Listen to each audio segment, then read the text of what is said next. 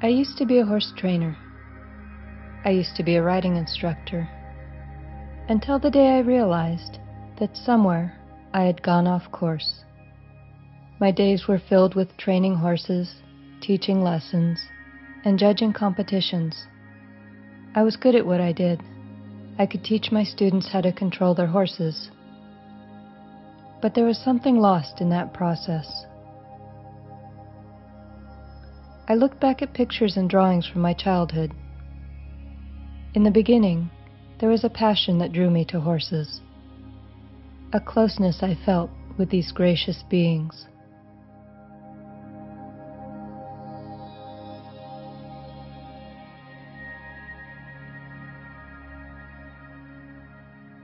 Where had the beauty, majesty, and freedom of horses gone?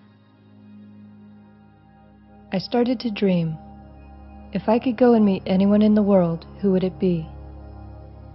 I looked at the books that inspired me and made a wish list of the authors I wanted to meet. These people broke with tradition and focused more on what we can learn from horses than what we can teach them. I made a choice to leave behind the life I knew. I sold my ranch to fund this search, bought a video camera and plane tickets, and set out to find a different way of doing things. My first stop was Colorado, to meet Mark Rashid, a tough-looking cowboy with a black belt in Aikido, who talked about passive leadership, softness, and the value of a still mind.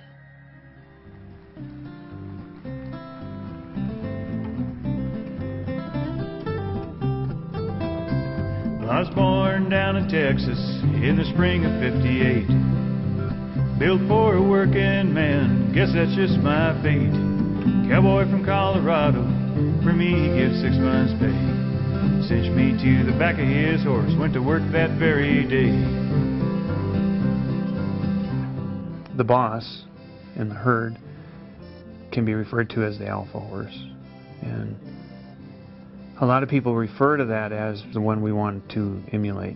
And if you've ever spent any time around any large herds of horses, it's real easy to find the alpha horse, the boss horse, because they're generally off by themselves, because the other horses don't want to be around them.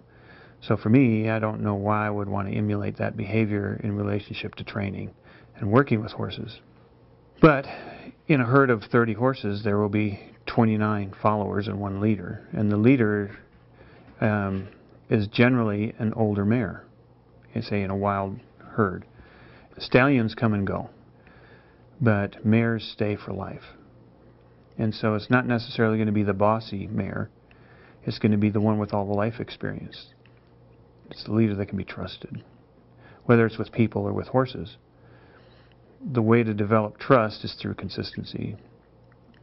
If you're consistent, then you're dependable. If you're dependable, you become trustworthy. If you're trustworthy, the horse will be at peace with you, and if the horse is at peace with you, they can become soft.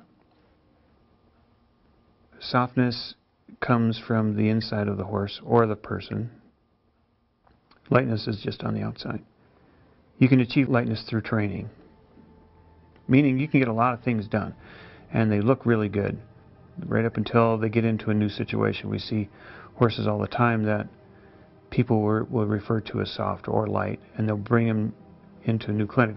Everything's going fine at home, and they bring him into a new situation and everything unravels. With lightness, the things that are trained into the horse are available when things are going relatively well. With softness, everything is available all the time. The softness that I'm referring to is the feel that the horse has when they're out on the pasture by themselves. In Japanese, there's a term, mizu no kokoro, which means a mind like still water. And if the mind is still, like, so if in the morning you go out and there's a pond out there and there's no wind and it's real still, the water's like a mirror. The mind is the same way. If you develop a mind like still water, that reflection becomes very clear. If your mind is still like that, things become a perfect reflection of what they really are instead of us assuming there's something else. Through training, we take all the softness out of the horse and we spend the rest of our lives trying to put it back in. And it's there, it's still there. We just have to look for it and develop it and nurture it and bring it out. It's ongoing. It's a journey that's going to take you all your life and maybe even longer than that. But it's good work if you can get it. My next trip was to Southern California to see Carolyn Resnick. Her book, Naked Liberty, was a memoir of her years growing up and living with wild horses as a girl in the 40s and 50s. She seemed to have found a way to connect with horses in a way that made them fall in love with her. Horses, when they're in captivity, are missing out on their activities of being with the herd. And it's my desire that we fill those needs for our horses. There's two activities horses share in a herd, and that's sharing space doing nothing and being together doing something. And there has to be a balance, just like in our own lives. We have to have a balance between meditation and a balance between activity to feel well-being. So if we can give that to our horse, that we are present. And just being around the barn isn't enough. You want to go to the horse and say, I'm here to be with you. For years, music has led my way to connecting with horses, and probably happened for me inadvertently. I didn't really know that listening to music was going to connect me with horses, but I love music and I loved horses. And in my training center, I played music when I was training horses, and all of a sudden I noticed that the horses were listening to the music too.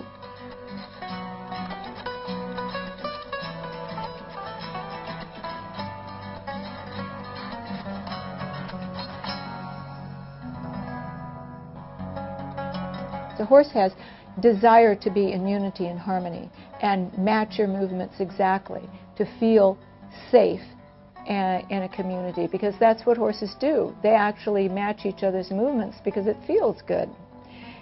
And if you think about it, in our culture we have the same thing, because we dance and we dance together. So we actually dance together because it feels good to share united movements.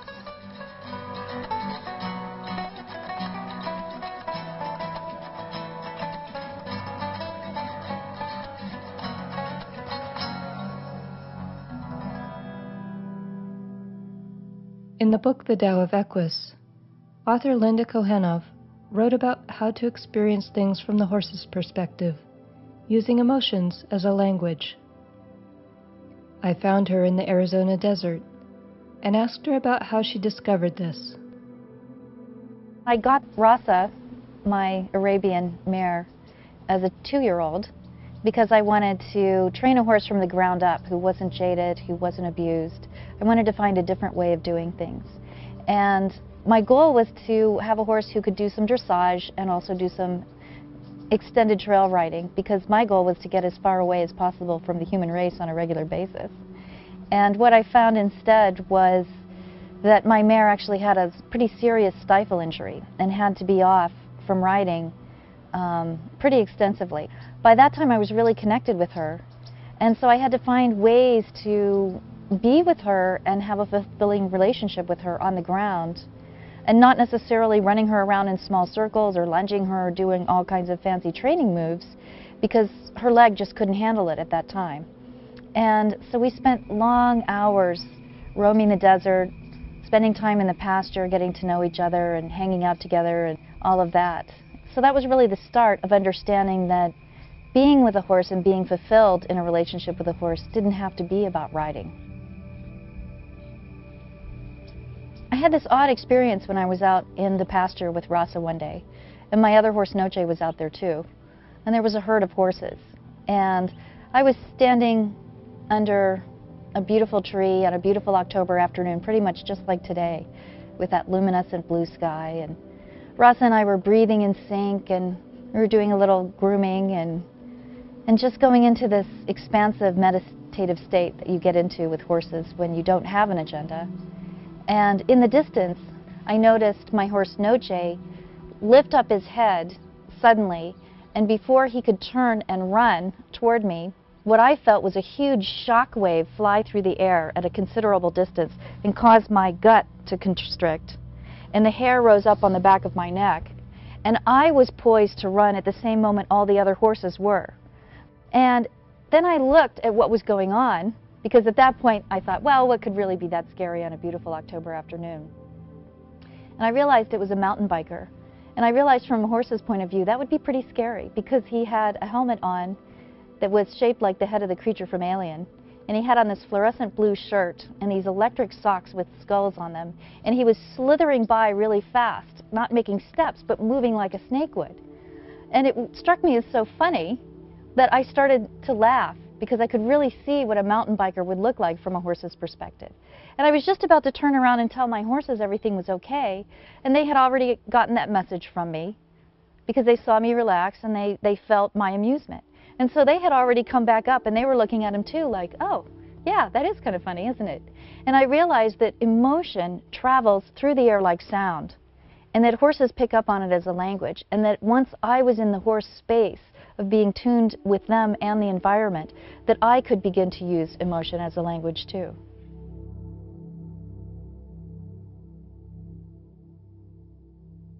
While I was in Arizona, Linda was preparing to hold a workshop with artist Kim McElroy about the horse as a source of inspiration. Kim arrived just before I left, and I had a chance to ask them both about the role of the horse as a muse. I've been fascinated by them from the time I could crawl, I think, and I played horse as a child, as many girls did, some of us on our hands and knees. And I can never really say why I began becoming fascinated with them as a child, because I didn't have exposure to horses. It's like they've always been in me. They're a part of my soul, and I think when I began doing art is when I could really feel more a kinship with them. They just seem so powerful and free, and yet they have such an amazing kinship with humans, where they really still themselves and become tamed. I think just being around something that's a mystery, that you can't, necessarily speak with or get an answer from until you learn what those answers are, through their own body language and their behaviors and their the feelings you get when you're around them, and the various subtle modes of communicating with them that you learn. I'm so glad that that kind of subtlety is becoming something that people are seeking, because that's where you truly can get to know the horse. My art is really about that. It's about interacting with something that's not speaking back to you, but yet it triggers a lot of emotions in people.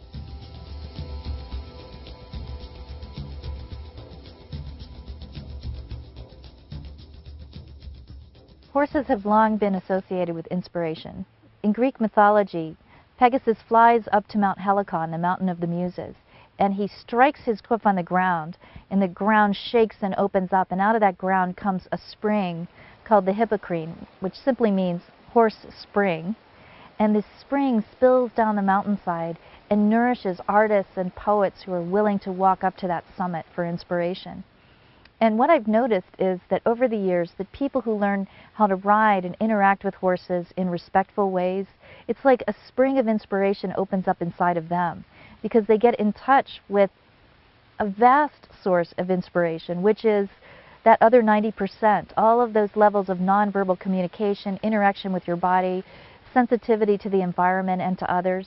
When that opens up through working with a horse, it's like a spring has started to flow inside of you, a spring of inspiration.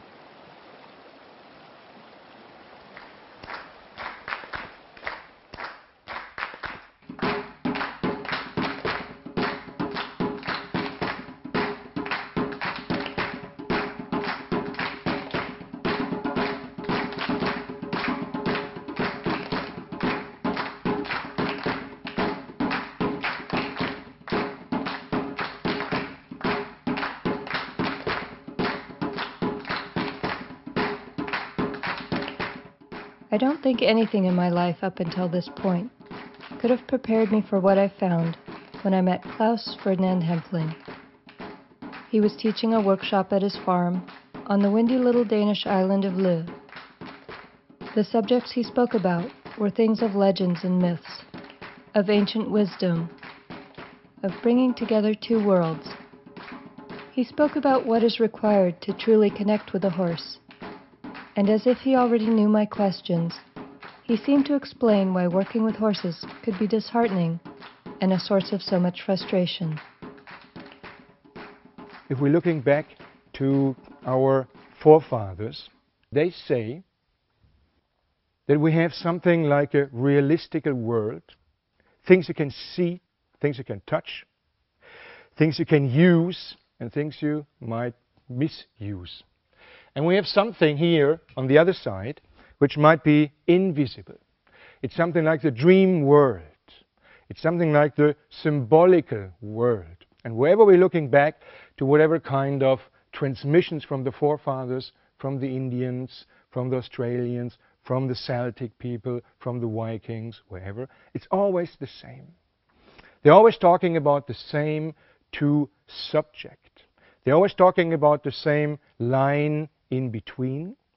And there's a funny thing, because wherever you are, they're always talking about one animal, which obviously has something to do with the borderline between these realistical, visible, touchable world and the other one, whatever it might be. The animal, wherever in the world they're talking about, is the horse.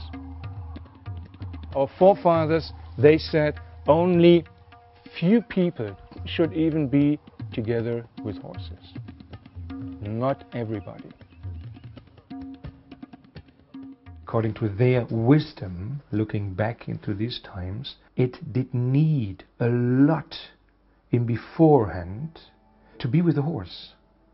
If these kind of self-knowledge, self-awareness, awareness of your body, awareness of your energy, a lot of more things, if these kind of structures were not established inside of a person in the right way, if you are not bringing dream and realistic world, bringing this part of the world and the invisible part of the world together, they would not suggest to bring this person together with the horse, because the horse in this moment has the job to explain this very clear. You're not succeeding, it's not enough what you're doing, you're not reaching the point. Getting this information all the time. You're opening the door of the horse stable, the horse is coming, the horse is pushing, the horse is pulling, the horse wants to go to the left, you want to go to the right, means that the horse is always giving to this person the idea, you're not enough, you're not enough, you're not enough. What is the picture for the person? Finally, after weeks, months or years, I'm not enough, I'm not enough. This is a big danger. If you start to learn to play a guitar, you will learn the first day 2 and 3 notes, and they are sounding nice. In the next week you can play the first small song, and after 1 year you're starting to play in a party with friends already nice songs. It means under normal circumstances we have to take care that what we are doing is increasing energy, is increasing trust, and is increasing self-knowledge in a positive way. In the world of the horses, this is not the case. In the world of the horses, you will realize that frustration and negative feelings are the daily bread people eating. Klaus taught us exercises to bring us into the present moment, which is where we needed to be in order to connect with a horse. He compared a horse to the ocean, something that we had to come into harmony with, unlike a guitar, an instrument created by man. Until I became aware of how horses mirrored the things in me that I needed to look at, I would continue to be frustrated by my expectations. The last person I went to visit, I didn't find by reading his book. I saw his website. As I clicked through the pictures, I could hardly believe what I was seeing. Here were horses flying with invisible wings. This man, Alexander Nevzorov, a former war correspondent wounded in the line of duty, and a current governmental advisor, researcher, and historian, had found a way to be with horses who were free to express themselves in natural collection. When I read that he worked with the horses without using any punishment, force, or restrictions on the horses' heads, in complete liberty, something in me was shaken. How was that possible? That was when I knew Russia would be my next destination. Arriving in St. Petersburg, I was met by my guide and translator, Georgie. Georgie also happened to be a magazine photographer. We went to visit some of Alexander's students, and I saw them performing the beginning elements with patient and allowing attitudes, and horses who were always free to choose whether they wanted to participate.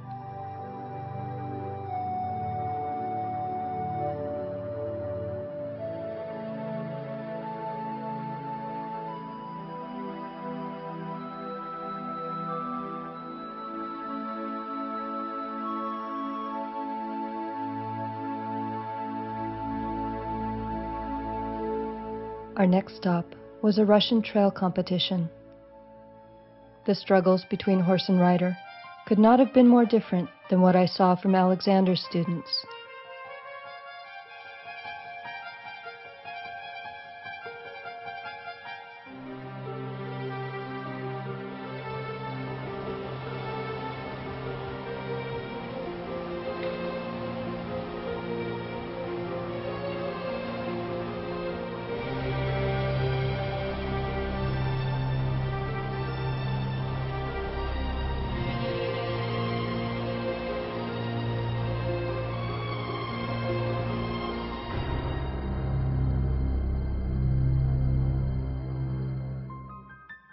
When we got back to Georgie's flat, he showed me some of the photographs he took for the Nevzorov Hotekol magazine. His job is to photograph the abuse that goes on in the horse world. His precise timing had captured the moments that are overlooked by those who think that these signs of resistance are an inevitable and even necessary part of working with horses in order to make them cooperate and bend to our will.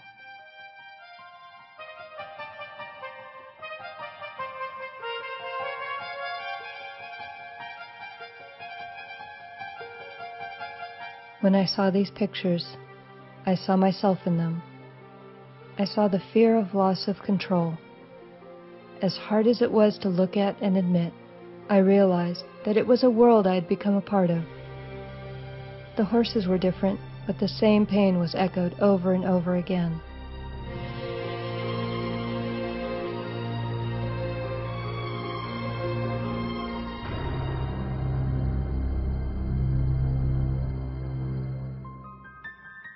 That was the point when I knew I had to break from it completely. On my last day in Russia, I finally met Alexander and asked him what could be done. As he spoke, all of the voices I had heard along this path started to speak as one. When we come to a horse, we have to first completely take in account the physiological impression of our effect on her. We are mammals. We are all physiological beings. You're listening to me with very big interest. But if, right now, we put in your pocket some burning coal, no matter how interesting I am, you will be running, screaming, and jumping around your camera, but not listening to me. Everything in us, mammals, has a great dependency on physiological feelings. And the art of speaking horse language is firstly a skill to not cause her physiological discomfort or pain. We did study together with physiologists, with vets and forensic scientists on the effect of bits on the horse's mouth. It was found out that the effect of the bits with a jerking force exceeds 300 kilograms per square centimeter, with the typical pull being 80 to 150 kilograms per square centimeter. All of these experiments were documented and signed by the very best Russian experts.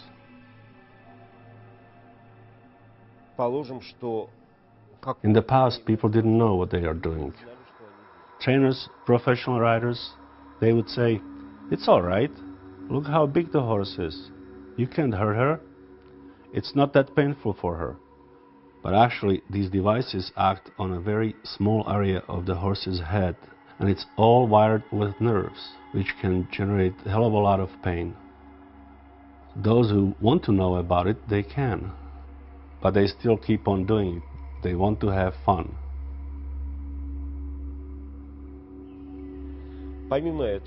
Besides that, there were scientific, physiological experiments carried out on the tissue of horse's back.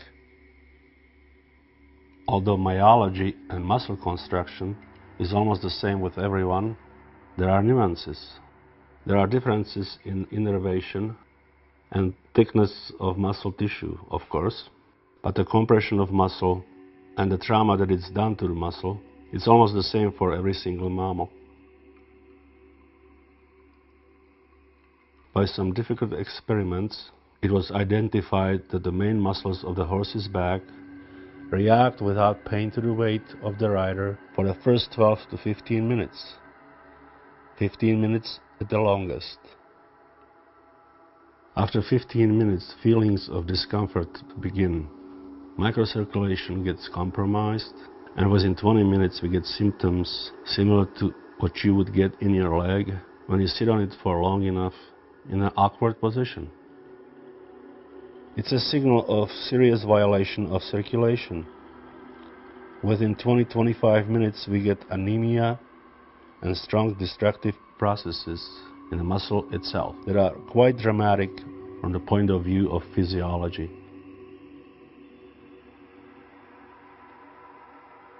The information was startling. How could I have studied horses for so many years and not realized what was going on physiologically? I started to look for confirmation of this research. I talked to a veterinarian who is an expert in ultrasound. Her reports show that in nearly all of the horses pre-screened for back injuries, ultrasound revealed significant damage to the structures of the back. I looked at thermograms, which showed areas of inflammation in the backs of horses who were ridden. I looked in veterinary texts and journals, and saw that even with the best fitted saddle, the pressure of the rider and the tightened girth was well beyond what the horse's back tissue could carry without compromised circulation and pain, beginning after only a few minutes. I now understood the necessity of bits and other devices to control the horse's head. They provide a way for the rider to offer the horse a choice. Either the horse can do what the rider demands, or they face the greater pain of a tug in their mouth or on their head, a bony area covered with thin skin and a network of sensitive nerves. Even horses who have been trained to go bridleless, if they were trained with a bridle, they have learned that the consequences of disobeying the rider's requests will be far worse than accepting the discomfort in their back, which soon enough will go numb. I went to a few local horse shows and started looking with new eyes. I would never dream of inflicting this kind of pain on a human, or even a dog or a cat. What made it okay to do this to a horse? Now that I had seen what could be accomplished without punishment or force, I could no longer call this training. I had to call it abuse.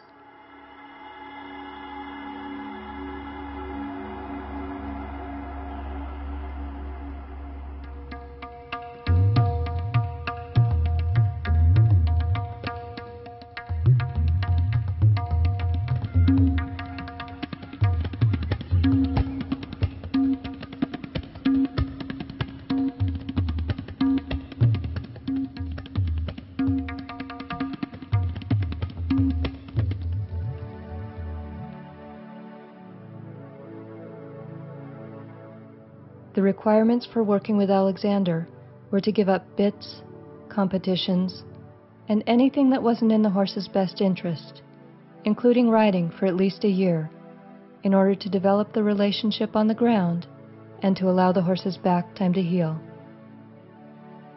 Letting go of bits and competitions was relatively easy once I opened my eyes and saw what was going on. But to give up riding? Looking at his horses, there was no denying that he had found a different way. I realized I could never have a true partnership with my horses if I was unwilling to give up control through pain. If I was going to continue along this path, it would have to be on my own 2 feet. The truth is that all of the confrontation between us and the sportsman, it fits into one small phrase. We know and believe that the horse is absolutely conscious, that she has amazing intelligence, but others don't believe it. That's where the bits and bozal and hackamore arise, and people have a relationship with the horse like she's a scary, mysterious, living piece of meat which you can use for your own pleasures.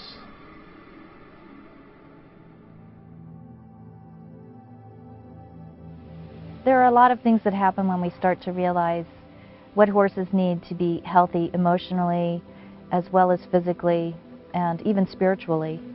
And there's a lot of things that human beings have done with horses over the centuries when we thought they were virtual machines, or that they didn't have feelings, or that they didn't need families and herds and friends to be happy. Horses get abused because it works so well. If you take a horse and you force a horse, he will give in and he will do what he's told. And so that brings an important question up, and that is, just because we can as human beings, should we? When you're training a horse, when I'm talking about reprimanding a horse for behavior, if we reprimand him for something that we wanted him to do, that is a self-serving act. And upon reprimanding a horse for not doing something we need, like bigger movements in piaffe or passage or whatever the problem is that we're having, generally we'll correct it incorrectly because it came from a self-serving need. How to correct that behavior is to understand that when we're on the back of a horse, we're in the horse's home. It's an invitation. We must, when we're in the horse's home, be really respectful and follow what is etiquetely right, and it's not telling the horse how to be. The inner will of a horse to perform, to live, to enjoy each second, shown by a high performance, by a big energy which is produced. This picture is very quickly converted into something which looks somehow grey, which looks somehow heavy, sad. So the horses, they're stopping dancing. Nothing is alive anymore. It's like people sitting on a beam where they can feel why they're not dancing anymore, why they are not playing anymore, why they are not showing these beautiness like they do it in wilderness. This is the reason why we started, obviously in the beginning, to be with the horses. I started along this path full of excitement and hope that I would find something better than what I already knew. I went around the world to meet people who I thought held a secret. Yet I found myself faced with something I hadn't expected. I gave up my source of income, my national titles, teaching and judging engagements all over the country. For what? To sit around with my horses? It was utterly humbling as my former students went on to other trainers, and they and fellow boarders would watch as I sat in the arena with the horse facing away from me, not showing the slightest interest in wanting to be with me. I felt like the horse, now given a choice, was passing judgment, and I was found unworthy. In that darkness, there was something that told me to keep going, that the way forward was through that door of abandonment. There was something within myself that I still needed to find. I started to listen more closely to what I was hearing. Partnership begins at home, in the biggest sense of the word, at home in your own body.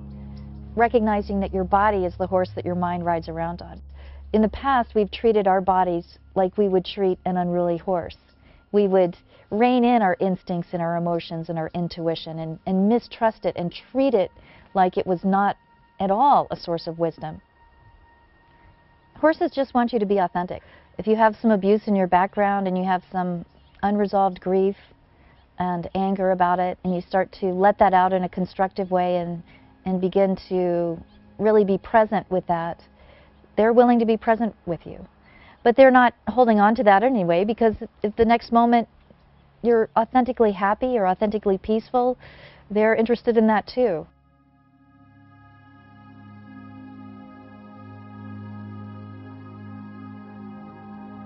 At Linda's, I worked with her mare Rasa, or maybe Rasa was working with me.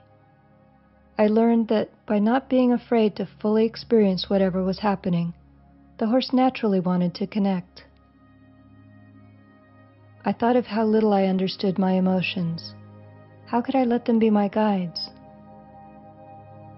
I began to realize that this path wasn't about how to do more things with horses. It was about connecting to a greater power within. I saw how horses could lead us on a path between external and internal realities. It was a way of stepping out of the world we humans have created and into theirs, to experience the world in a different way.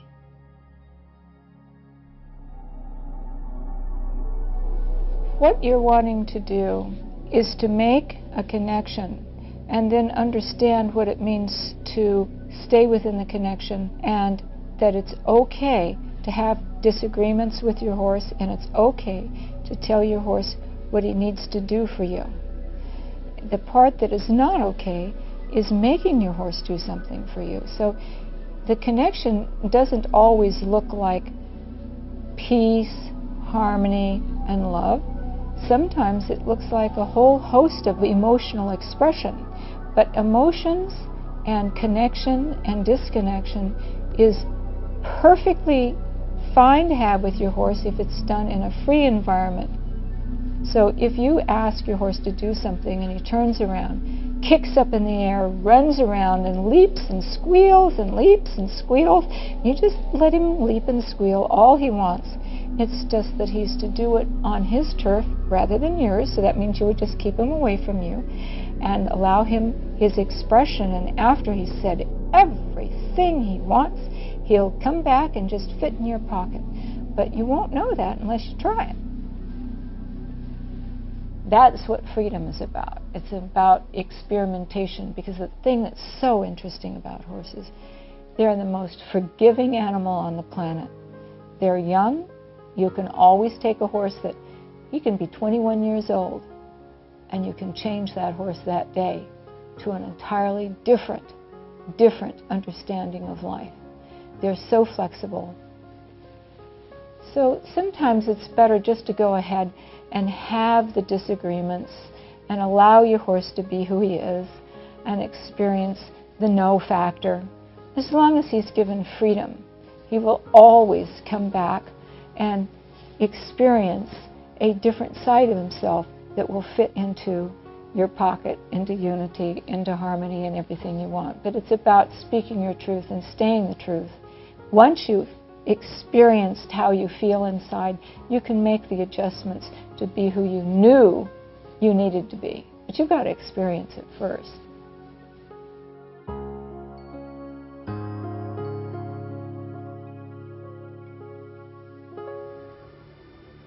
If you can control the horse in a nice way, not in a way of abusing, putting them down, no, controlling them in a dancing, in a ballet, in a way of of understanding, cooperating and communicating.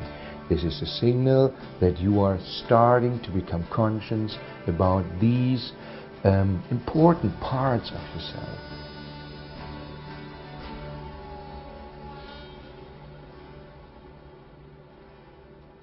When a person decides that motivation by force, pain, or threats of pain are no longer acceptable, something else must be found. A new level of creativity is demanded of the human. This budding of creativity is so fragile, especially when working with an animal that can be as powerful and intimidating as a free horse. I began to see the prison I had created around myself, needing to control the circumstances in my life in order to feel safe. As I started to dismantle these psychological bars, the horses seemed to come alive.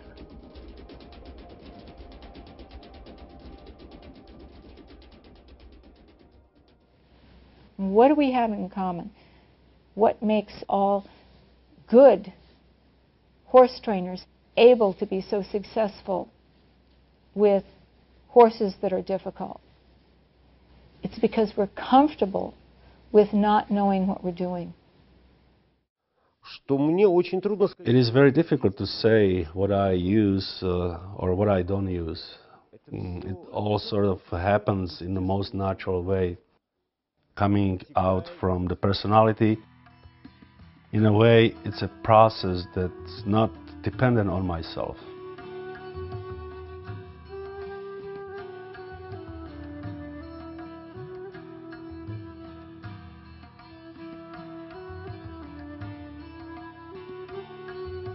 I don't have a preconceived notion of where I want to go.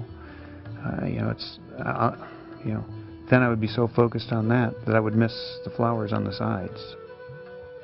I think it used to be at one time about what I can do with the horse, but it's not that way for me anymore. There's a certain way that I'm trying to go through my life, and over the years there's been a shift for me in that it isn't about me and the horse. It's about what the horse is bringing to the table that can help me get to where I need to go. You don't need to put horses in different category. They're not aliens. They're exactly as we are. They're the same kind of mammal. We are similar in almost every physiological parameter. And also it's quite dangerous to put a horse into some cosmic range of incredible and unseen alien as to put her down to a mere piece of sports equipment.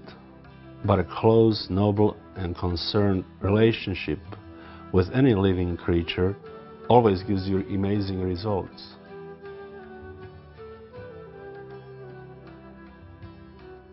Everything in life, everything that lives in this world has the same rights for life, for freedom, love, happiness, and a horse gives these possibilities to the human. You only have to hold your hand out. You just have to understand that the secret of relationship with the horse is that you just stop being a creature that is allowed to give somebody pain, to take somebody's life, to give somebody sorrow. You get into a completely different position.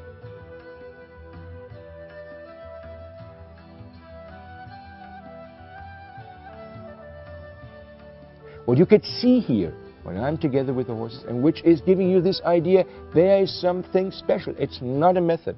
There is, in reality, something special.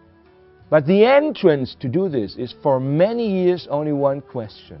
You would like to add something from this supermarket of energy to become easily stronger, to become nicer, to become famous, to become better. And the problems you're creating will become bigger and bigger and bigger and bigger. Or you're really allowing yourself to be the weakest being on the world. This is what I am. And to finally, on the end, being led, being weak, being like a leaf in the river, The river is strong, but if I'm a leaf in the river, I'm going the way down to the ocean. So the first thing coming home, understanding something from horses, from the world, from authenticity, is to lay down, to relax and stop doing something. Because we are doing too much, we are doing too much, we are doing too much. This is the first entrance.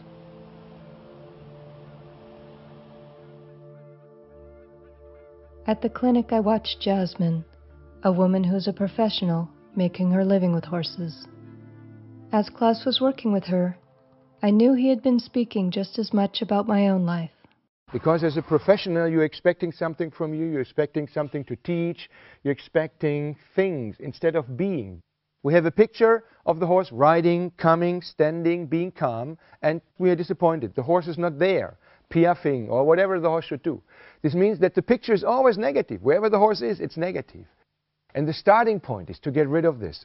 Being can't be professional. Being is complete. It's in the nighttime, in the daytime, it's living, it's a complete thing. You remember of the age of 6? Stay there.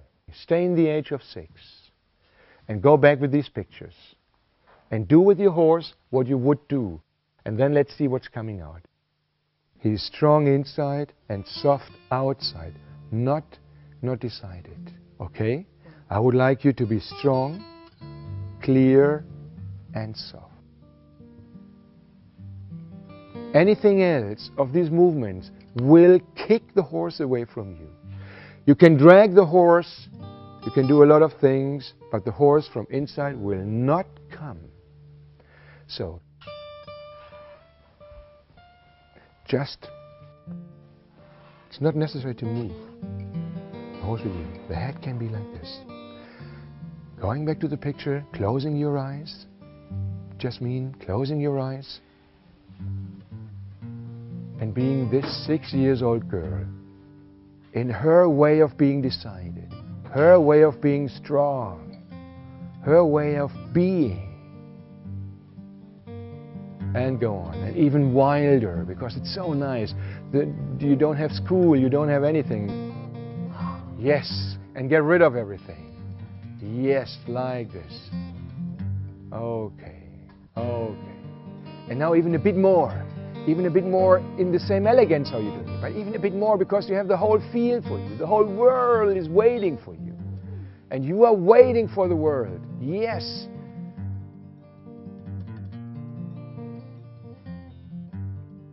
Shall I come to you?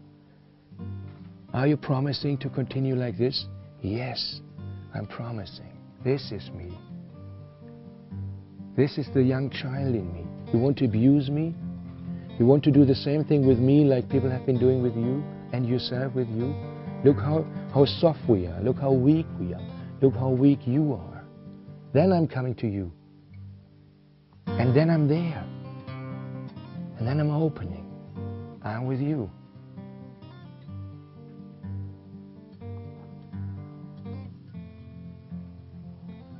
This is what I can do for you.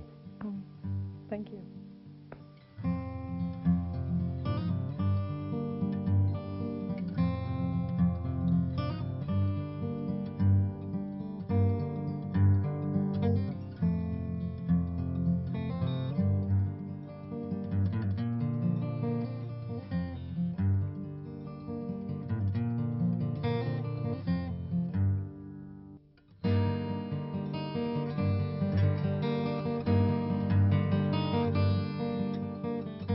Now you see the horse like the horse is, Yasmin.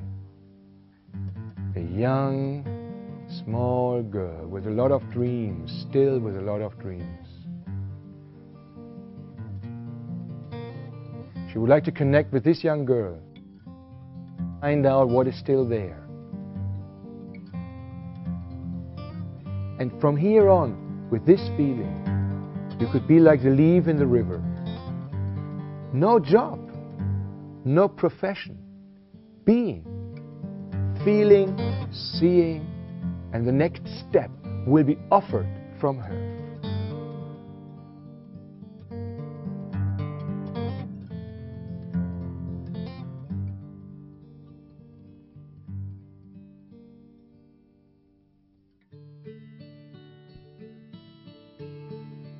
if we look at the animal for what they are, they have a whole lot more to offer us than we do to them.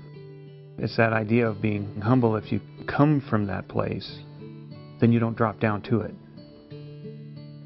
That idea of what do we have to offer the horse starts way up here somewhere, when we really need to be way down here. You know, allowing the information that the horse is trying to bring to us, allowing that to come through.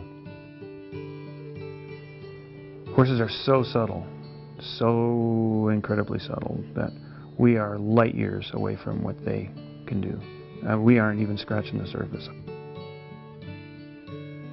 They've carried us around on their backs for centuries, waiting for us to notice that they aren't here just to help us evolve in terms of mastering nature and moving around the planet. They're actually waiting for us to get to the point where we're ready to evolve to a higher level of consciousness and awareness.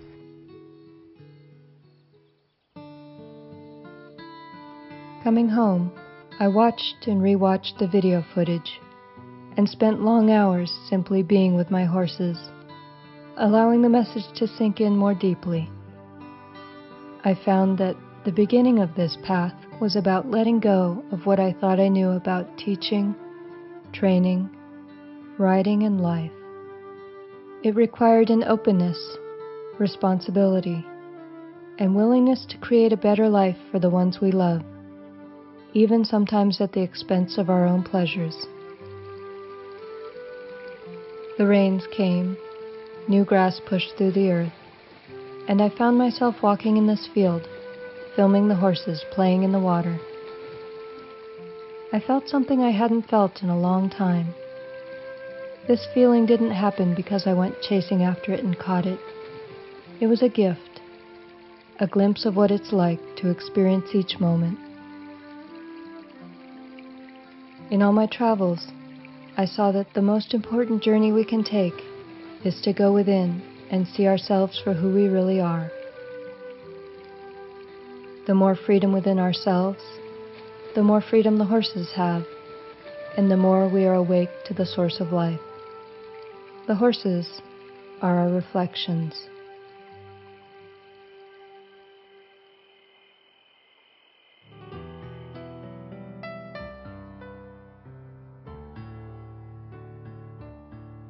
We know really well that every horse has an amazing personality, that they have intellectual and psychological gifts, that they are clever. As soon as you treat them as conscious creatures, they respond right away. You don't need any talent, special abilities, or magic. It's absolutely elementary.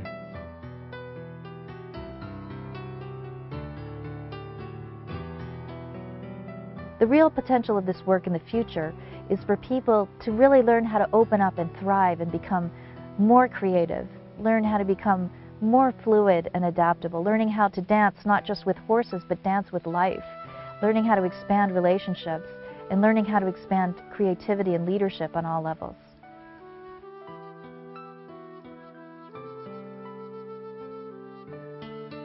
Once our mind is quiet and still, and we can see things for what they really are, then we can start to develop that softness in us. And for me, it comes from the heart. It doesn't come from the hands. It comes from the heart. It's something that you have to want to do. It's not something that you can achieve through technique. Developing softness comes from a willingness to want to do no harm.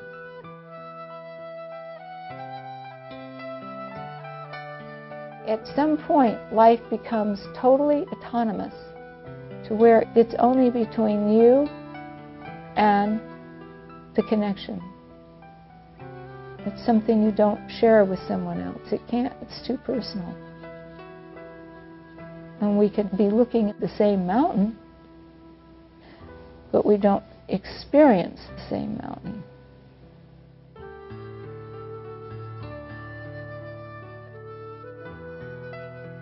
Small, small things. One leaf touched by the sun. One small smell. When we are dying, I promise you, the memories you will have in your last seconds is about these small things. Touching our skin. One leaf. One moment with your child. Not the big things you will remember.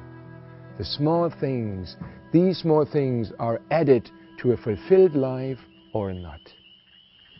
Not the big things.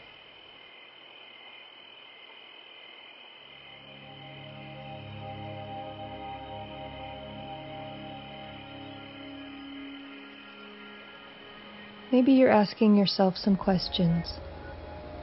Maybe you see things a little differently now. The next step is up to you. Return to what you know, or find a path where you can join in the dance.